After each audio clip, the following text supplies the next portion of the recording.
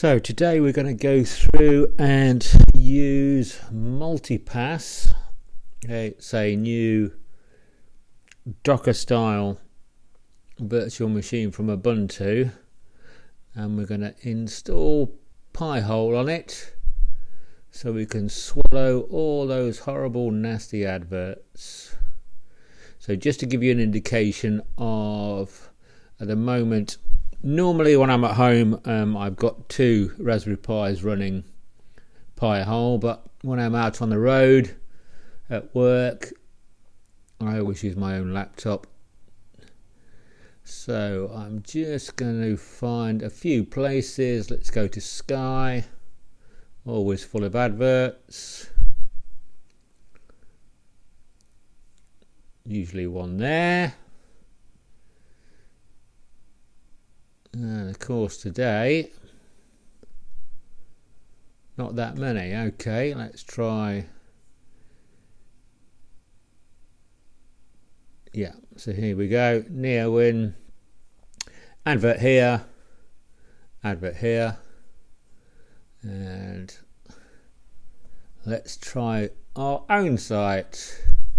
No adverts on the front page, but you always get an advert on all the subsequent pages. So you can see the adverts here. Not too bad when there's just one of them, but some sites get absolutely filled, and plus I don't like getting tracked either.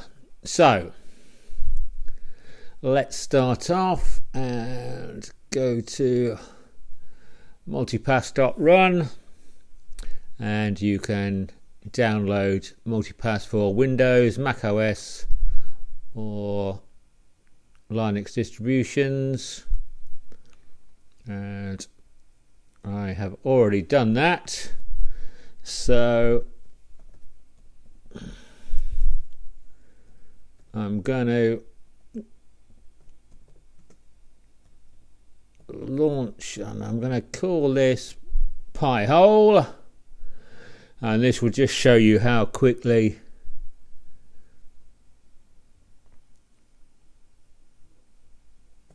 if you can spell it correctly.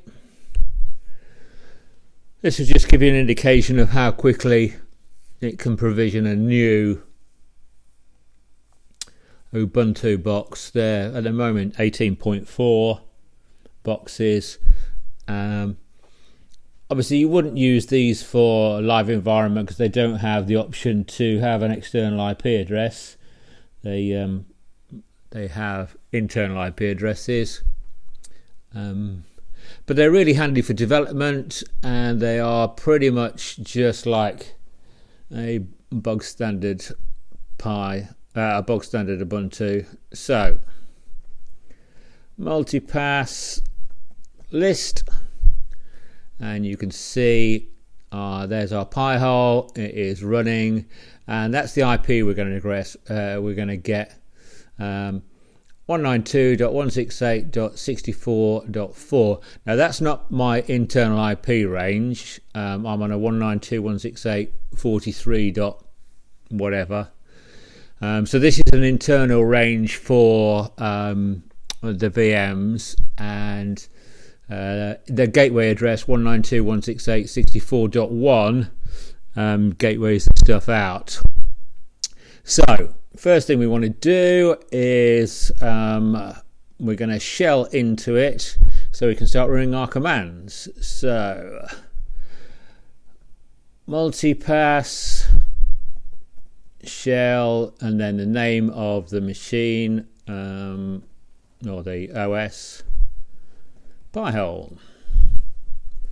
And there we are. I mean, anybody that's installed Ubuntu will know this very, very well. There really isn't a lot more to it than that. You don't have to provide a password. It will sudo for you. You do need to use sudo though for commands, but it's passwordless. There may be times when you need a user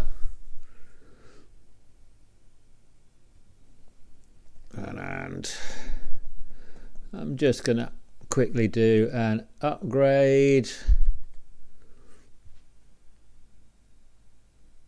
Just make sure everything's up to date before we install. So while that's going on in the background, let's go over to pi-hole.net, and here it is. And it gives you a list of the supported operating systems. You can run it in Docker containers, on a Raspberry Pi, Debian, Ubuntu, Fedora, and it will give you instructions here on how to install. We'll go back to that in a minute. And it basically allows you to block access, or I'll show you how to block access pretty much everywhere. Nice little web interface.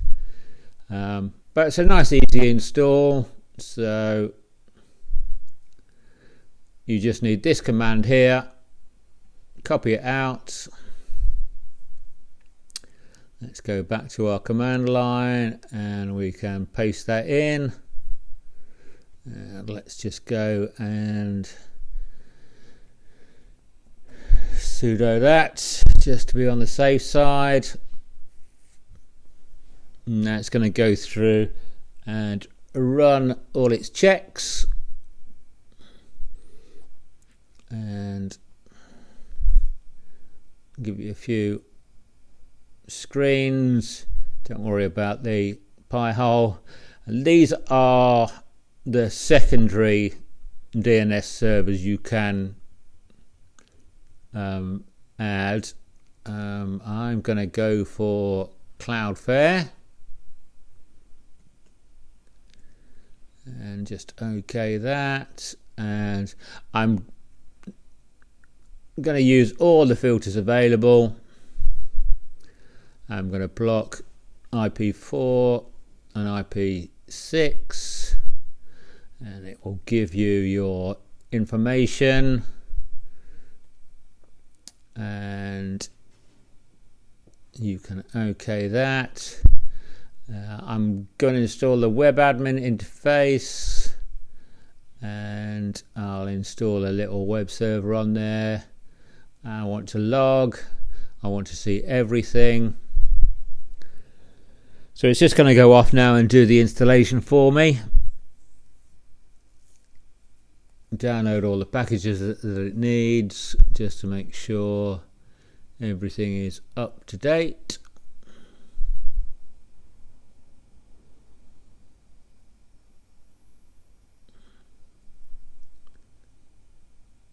And while we're waiting, 192.168.64.4 and the admin address for the Pi-Hole is admin, and it's up already. Obviously it's still installing here, so I won't be going through and doing too much yet. Right, you will need this login password. That's it, installation complete, and you can now come over here, paste your password, remember me for 7 days, log in. I'm not going to bother saving the password now. So that's it, all set up, fairly straightforward. And all you then need to do is into into network and Wi-Fi or whatever is active if you're using Ethernet, onto advanced DNS. At the moment I was using 1111. I'm going to delete that and add in 192.168.64.4. It's probably best that you don't add in any secondary DNS servers, but you've just got to be aware that if something goes wrong, that you need to check your DNS. So we'll OK that, apply that, and that should be us done. Let's go to another page. Right, so let's go to some of these sites that usually have lots of adverts in. So Neowin usually has them. So you'll see that the advert has gone from here, and there's a space here. And let's go back to my site, and there's just a space here where the advert will have been. And obviously everything loads a whole heap faster as well. You're not tracked, and yeah, all the adverts, Sky News are slightly better in that where their adverts are, they tend to just the space doesn't take up anything. But yeah, that's it. Simple, straightforward, and you can run it. And as you can see here, we're blocking currently at 24%. All of the Apple, why we went to Summer Hamster, I don't know. Should we have a quick search for that? Let's have a look.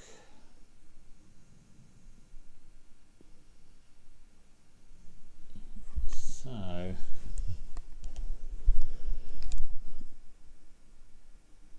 some kind of tracking website, so we're pretty much going to blacklist that one as well.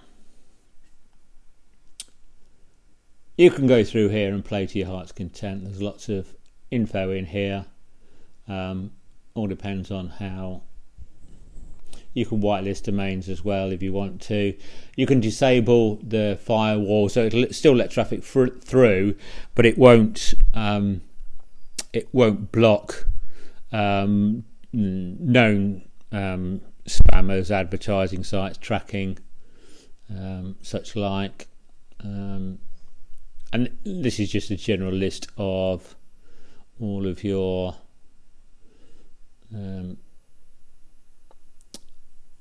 hardware. But let's go back to the dashboard. Yeah, so still blocking. So all done. Yeah, you can see a list of your top block domains. So over time you can see how many. These are especially good for smart TVs, but this is just for a laptop. So you can see over here why Amazon, yeah, GitHub, yeah, malware domains I'm not sure about. We'll have a look at that one later, but that's the general gist of it. That will hopefully keep you advert free.